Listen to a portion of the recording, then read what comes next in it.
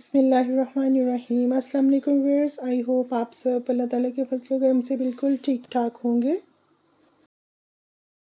तो आज की वीडियो में हम ऐसे पौधे के बारे में बात करेंगे जिसके बहुत ज़्यादा हेल्थ बेनिफिट्स हैं और जिसको तिब यूनानी में और जदीद तहकीक में भी बहुत ज़्यादा अहमियत हासिल है।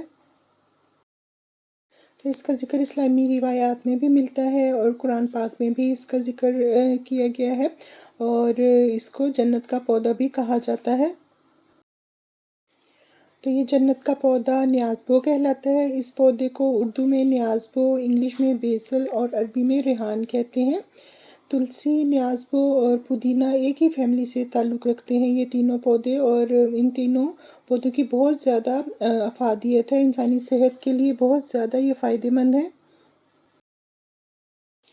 इस पौधे का ज़िक्र हदीस मुबारका में भी किया गया है और हमारे प्यारे नबी हज़रत मोहम्मद सल्लल्लाहु अलैहि वसल्लम ने फरमाया, तुम में से जब किसी को रेहान का तोहफ़ा दिया जाए तो वो इसे रद्द ना करे। अच्छा, आप इस पौधे को बीज से भी ग्रो कर सकते हैं और इसकी कटिंग लगाकर भी इसको उगाया जा सकता है। ये पौधा बहुत इजीली ग्रो हो जाता है और इसकी हमें ज़्यादा केयर भी नहीं करनी पड़ती। इसके फूल और पत्तों की खुशबू दिमाग को फ्रेश कर देती है। ये पौधा तिब्बी लिहाज से भी बहुत ज़्यादा फ़ायदेमंद है। ये न्याज़बो का पौधा बाइस शिफ़ा और बाइस खैर व बरकत भी है। आप भी इस पौधे को घर में लगाएं और इसको लगाने से मक्खियाँ और मच्छर घर में नहीं आते। इस पौधे के बीज और पत्ते दोनों ही फ़ायदेमंद हैं। गले की खराश में और नज़ला, ज़ुकाम, खांसी और सांस की तकलीफ़ में भी ये पौधा ख़ास तौर पर इस्तेमाल किया जाता है। अच्छा, नज़ला और ज़ुकाम में इस पौधे के पत्तों को खाली पेट चबाने से आराम मिलता है और इसका कावा बनाकर भी आप इस्तेमाल कर सकते हैं। कावा बनाना भी बहुत आसान है। इसके थोड़े से पत्ते ले लें, न्याज़बो के और 2 कप पानी में डालकर उसमें 1 सब्ज़ इलायची, थोड़ा-सा दालचीनी का टुकड़ा डाल लें और थोड़ी-सी सौंफ उसमें डालकर उसका कावा बनाकर पिएँ तो वो भी हमारे लिए बहुत ज़्यादा फ़ायदेमंद होता है। इसके अलावा ये है कि इसके पत्तों की चटनी बनाकर भी हम इस्तेमाल कर सकते हैं। ये चटनी अगर हम रेगुलर बनाकर इस्तेमाल करेंगे तो वो बीपी, पेट की बीमारियों, नज़ला, ज़ुकाम, खांसी और सांस की तकलीफ़ के लिए बहुत ज़्यादा मुफ़ीद है और इसके अलावा बेशुमार बीमारियों के लिए ये पौधा हमारे लिए बहुत ज़्यादा फ़ायदेमंद है।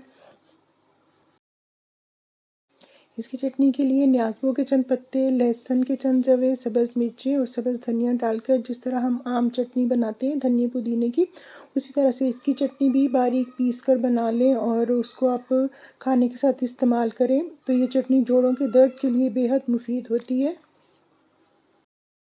अच्छा, चटनी का ये है कि आप उसको सिंपल भी इस्तेमाल कर सकते हैं और दही में मिक्स करके भी आप उसको खानों के साथ सर्व कर सकते हैं।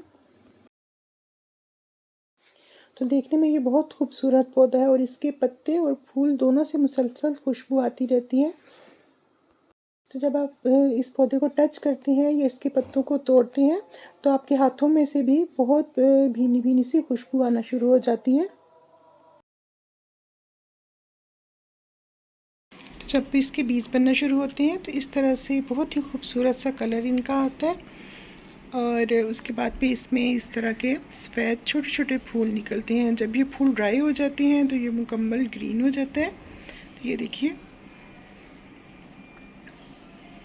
और ग्रीन होने के बाद जब ये ड्राई हो जाते हैं इस तरह से तो इसमें इसके न्याज़बो के बीज बन जाते हैं। इसमें से ब्लैक कलर के छोटे-छोटे से बीज निकलते हैं जिनको हम न्याज़बो के पौधे को उगाने के लिए इस्तेमाल कर सकते हैं।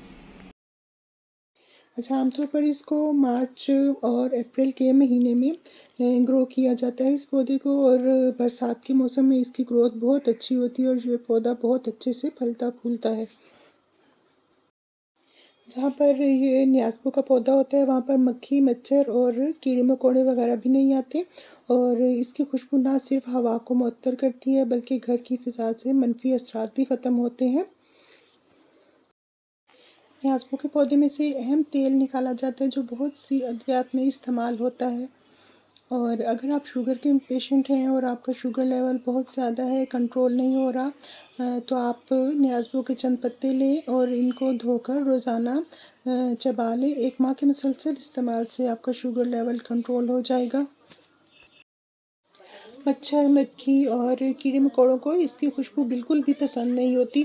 तो आप न्याज़वो के चंद पत्ते लेकर उनका रस अपने जिस्म पर लगाएँ तो मच्छर आपको बिल्कुल भी नहीं काट सकेगा। तो क्या ये बरकत और शिफा वाला पौधा आपके घर में है? अगर नहीं है तो जल्दी से जाकर इसको ले आएँ, क्योंकि इसको ना तो ज़्यादा केयर की ज़रूरत होती है और ना ही ज़्यादा पानी की। तो आज की ये इन्फॉर्मेटिव वीडियो अगर आपको पसंद आई है तो वीडियो को जल्दी से लाइक कर दीजिए और चैनल को अगर सब्सक्राइब नहीं किया अभी तक आपने तो इसको सब्सक्राइब कर लें, साथ ही बेल आइकन को भी प्रेस कर लें। टेक केयर एंड अल्लाह हाफ़िज़।